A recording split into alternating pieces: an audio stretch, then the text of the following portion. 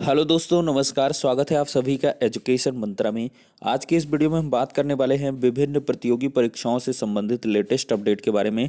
बात होगी शिक्षक भर्ती नया विज्ञापन, 9,212 पदों पर आवेदन, टीटी में सेंधमारी और शिक्षक भर्ती में आरक्षण अनियमितता और तदर्थों के बारे में हो गया फैसला। सीएम योगी ने लिया फैसला। तो सारी अपडेट्स को एक साथ डिस्कस करेंगे। वीडियो को लाइक एंड शेयर करें और जो सुपर टेट की प्रिपरेशन कर रहे हैं उन छात्रों के लिए एक छोटी सी इंफॉर्मेशन ध्यानपूर्वक देखें। आज हम बात करेंगे सुपर टेट की बेस्ट बुक के बारे में, जो है चच्चू पब्लिकेशन की। इस पुस्तक की अगर खास बात देखें तो इसमें 5,000 से अधिक बहुविकल्पीय प्रश्न अध्यायवार उपलब्ध करवाए गए हैं। संपूर्ण अध्यायवार थियरी, साथ ही साथ 4 महीने की समसामयिकी, 2019 और 18 के हल प्रश्न पत्रों के साथ लवरेज इस पुस्तक में आपको ढेर सारा एजुकेशनल कंटेंट मिलने वाला है और जो भी प्रश्न है काफी महत्वपूर्ण इसमें पिरोए गए हैं। अगर इस पुस्तक की खास बात करें तो ये पुस्तक ऑनलाइन और ऑफलाइन दोनों मोड में अवेलेबल है। ऑनलाइन के लिए लिंक डिस्क्रिप्शन बॉक्स में प्रोवाइड है। दिए गए नंबरों पर कॉल करें ज़्यादा इन्फॉर्मेशन के लिए, और साथ ही साथ ऑफलाइन के लिए किसी भी नज़दीकी बुक स्टॉल पर जाकर कांटेक्ट करते हुए बुक्स को परचेज कर सकते हैं।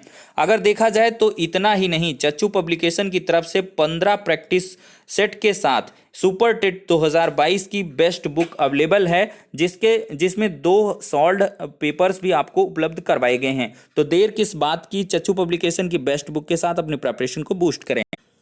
तो दोस्तों, देखा जाए तो शिक्षक भर्ती पे जल्द फैसला लेगी सरकार। जी हाँ दोस्तों, कल की वार्ता काफ़ी सकारात्मक रही है और इससे साफ तौर पर परिलक्षित हो रहा है कि सरकार नई शिक्षक भर्ती के बारे में भी अब सोचने लगी है।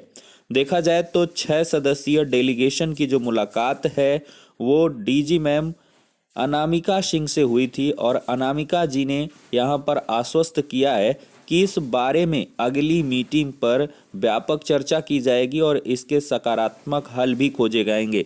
उन्होंने कहा है कि कमेटी की जो रिपोर्ट है वो पूरी तरीके से हमने भेज दी है तैयार करके। अब इस पर शासन को फैसला लेना है। तो कमेटी की रिपोर्ट को शासन कब सार्वजनिक करेगा, ये एक अहम बिंदु हो जाता है। तो देखते हैं दोस्तों अपडेट। देख सकते हैं, परिषदीय स्कूलों में शिक्षक भर्ती पर निर्णय जल्द लेगी सरकार। विभाग की सचिव ने आंदोलनरत अभ्यर्थियों को दिया आश्वासन।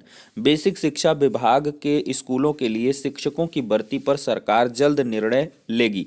बेसिक शिक्षा विभाग की महानिदेशक व सचिव अनामिका सिंह ने इन स्कूलों में शिक्षकों के 97,000 रिक्त पदों पर भर्ती की मांग को लेकर आंदोलन कर रहे अभ्यर्थियों को यह आश्वासन दिया।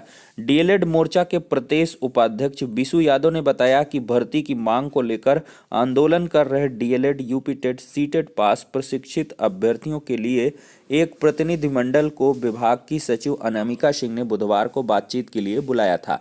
सचिव ने प्रतिनिधिमंडल को बताया कि नई शिक्षक भर्ती को लेकर सरकार जल्द निर्णय करेगी।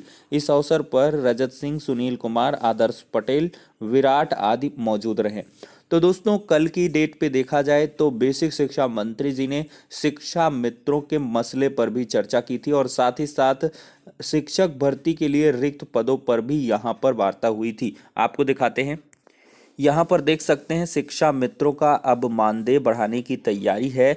बुधवार को बेसिक शिक्षा मंत्री डॉक्टर सतीश द्विवेदी शिक्षा मित्रों व अन्य संगठनों से मिले, उनकी समस्याओं को सुनी। शिक्षा मित्रों का मानदेय बढ़ाने का सरकार पहले ही जो अनाउंसमेंट है वो कर चुकी है, लेकिन अब तक बढ़ोतरी नहीं हो सकी। सरकार प्रतिमाह मानदेय और बढ़ाने को प्रयासरत है। साथ ही अन्य लाभ दिलाने के लिए मंथन चल रहा है। आदर्श समायोजित शिक्षा मित्र वेलफेयर एसोसिएशन के प्रदेश अध्यक्ष जितेंद्र शाही ने 11 माह की सेवा अवधि बढ़ाकर 12 माह व 62 वर्ष की उम्र तक कार्य करने की सेवा नियमावली बनाने की मांग की। वहीं जो महिला शिक्षा मित्र मायके में रहकर शिक्षण कार्य कर रही हैं, उन्हें ससुराल वाले जिले में समायोजित किया जाए। तो ये सारी मांगे रखी गई हैं शिक्षा मित्रों के द्वारा।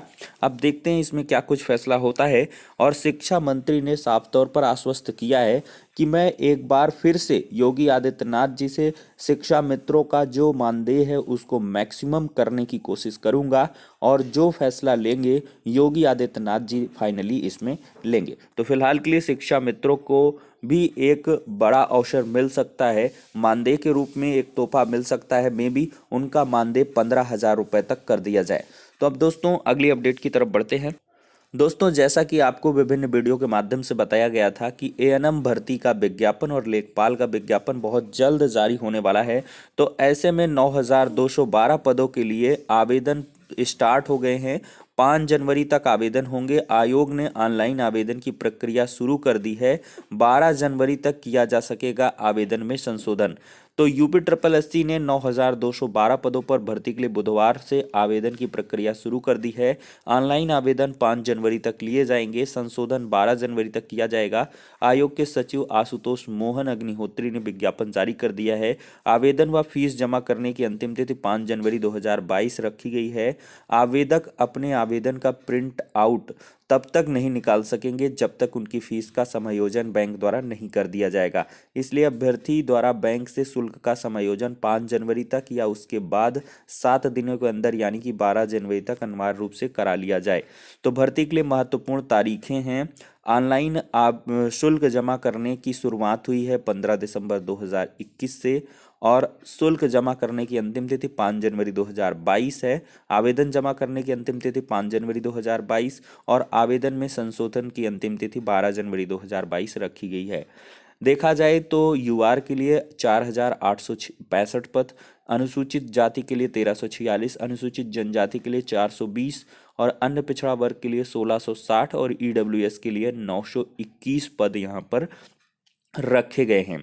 भर्ती के लिए पात्र कौन है? भर्ती के लिए माध्यमिक शिक्षा परिषद से इंटरमीडिएट या उसके समकक्ष सरकार द्वारा मान्यता प्राप्त संस्था से उत्तीर्ण हो। इंटरमीडिएट और भारतीय परिचर्या परिषद के नियमों के अनुसार 1 वर्ष 6 माह या 2 वर्ष का सहायक नर्सेज एंड मिडवाइफ्स यानी कि एएनएम प्रशिक्षण पाठ्यक्रम, प्रसूति से संबंधित 6 महीने का पाठ्यक्रम पास कर लिया हो और Uttar Pradesh nurses and midwife council Lucknow में पंजीकृत हो। भर्ती के लिए 18 से 40 वर्ष की उम्र रखी गई है और साथ ही साथ पीटी पंजीकरण नंबर के साथ अभ्यर्थियों के प्रमाणीकरण के लिए 2 विकल्प उपलब्ध कराए गए हैं। व्यक्तिगत विवरण और ओटीटी के माध्यम से लॉगिन किया जा सकेगा। लॉगिन के बाद पहले भाग में नाम, पता, आरक्षण की श्रेणी, मोबाइल नंबर व ईमेल इत्यादि भरना होगा।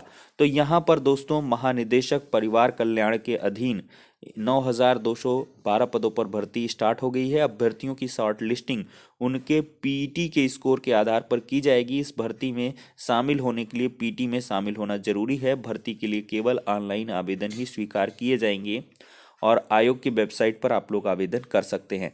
तो दोस्तों ये एक बड़ी खुशखबरी कही जा सकती है और इसका एग्ज़ाम भी आई थिंक इसी सरकार में हो जाएगा चुनाव के पहले पहले।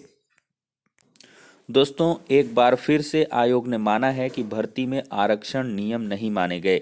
उत्तर प्रदेश राज्य पिछड़ा वर्ग आयोग ने उत्तर प्रदेश प्राथमिक शिक्षक भर्ती 2018 व 19 में आरक्षण नियमों को ठीक से लागू न करने की त्रुटि को स्वीकार किया है। आयोग के अनुसार 68,500 सहायक अध्यापक भर्ती में आरक्षित वर्ग के ओबीसी, दिव्यांग, भूतपूर्व सैनिक, स्वतंत्रता सेनानी को अर्हक अंक में 5% की छूट प्रदान करने विनियमितीकरण की प्रक्रिया में लापरवाही बरती गई है। तो आयोग के अध्यक्ष जसवंत सैनी की अध्यक्षता में बुधवार को यहां इंदिरा भवन स्थित आयोग के कार्यालय में पिछड़ा वर्ग आयोग की बैठक संपन्न हुई। बैठक में शिक्षक भर्ती 18 और 19 में आरक्षण नियमों को ठीक से लागू न करने के संदर्भ में विचार विमर्श किया गया और त्रुटि को स्वीकार किया गया है। दोस्तों तदर्थों के लिए एक खुशखबरी है। दिसंबर 2001 तक के तदर्थ सेवा वाले होंगे नियमित। 31 दिसंबर 2001 नियमित करने की कट ऑफ तिथि मानी गई है और 30 जून 1998 तक तदर्थ पर नियुक्ति पाने वालों को स्थायी का नियम है। तो फिलहाल के लिए राज्य सरकार ने तदर्थ नियुक्तियों के सहारे नौकरी करने वालों को बड़ी राहत दे दी है। प्रदेश के सरकारी और सहायता प्राप्त संस्थानों में 31 दिसंबर 2001 तक नियुक्त तदर्थ सेवा वालों को विनियमित करने का फैसला किया गया है। मुख्यमंत्री योगी आदित्यनाथ ने बुधवार को कैबिनेट बाई सर्कुलेशन इस प्रस्ताव को मंजूरी भी दे दी है।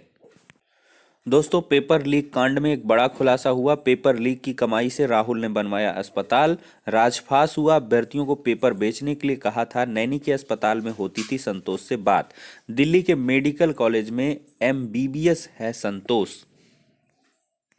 तो टीटी में सेंधमारी के लिए एक और सातिर गिरफ्तार हुआ है। एसटीएफ ने पेपर आउट कराने वाले गिरोह के एक और सातिर संतोष चौरसिया को गिरफ्तार किया है। पकड़ा गया आरोपी मध्य प्रदेश के बहुचर्चित व्यापम घोटाले में भी जेल जा चुका है। जेल में बंद होने के दौरान वह पेपर आउट कराने वाले एक सातिर के संपर्क में आया।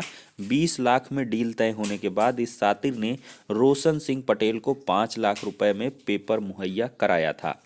तो ये एक बड़ा खुलासा हो चुका है। और साथ ही साथ इधर क्या चल रहा है, प्रिंटिंग प्रेस मालिक के दफ्तर से पेपर बरामद हुए हैं।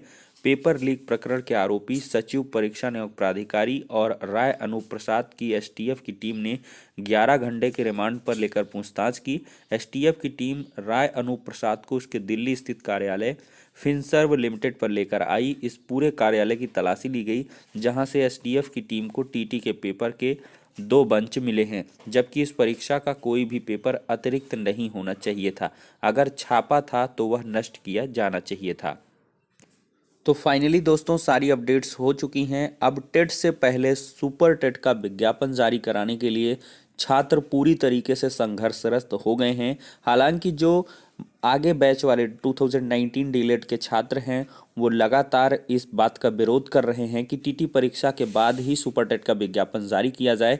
लेकिन यहाँ पर जो पहले से प्रशिक्षण प्राप्त कर चुके हैं, टीटी पास हैं, उनको भय है कि चुनाव आचार संहिता लग जाएगी। तो ऐसे में शिक्षक भर्ती का विज्ञापन टीटी से पहले जारी हो जाना चाहिए। तो फिलहाल के लिए शासन को फैसला लेना है। अब क्या कुछ फैसला यहाँ पर होने वाला है, आपको समय समय पर अपडेट के माध्यम से प्रोवाइड करते रहेंगे इन्फॉर्मेशन। तो नेक्स्ट वीडियो में मिलते हैं।